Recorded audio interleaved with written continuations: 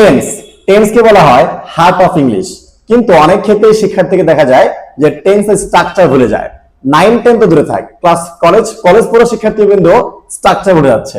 তো দেখি আজকে আমার পাশে আছে ষষ্ঠ শ্রেণী পড়া একজন শিক্ষার্থী, তোমার নাম কি? নাইমুল ইসলাম। ওকে, তো আমি আজকে ট্রাই করবো যে নাইমুলকে স্ট্রাকচারে আটকানো যায় কিনা টেন্সের। তো Naim, are you ready? Yes, sir. So can you please tell me what is the structure of present indefinite tense?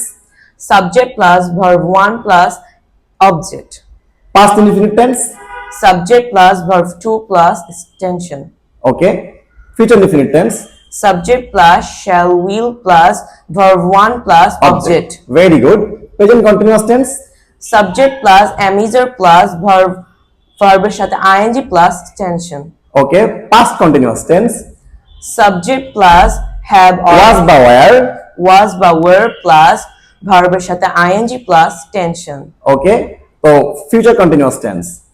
Subject plus shall বা will plus verb-এর সাথে ing plus tension. Very good. এখানে একটা ভুল করছো, বলো তো ভুলটা কোথায়?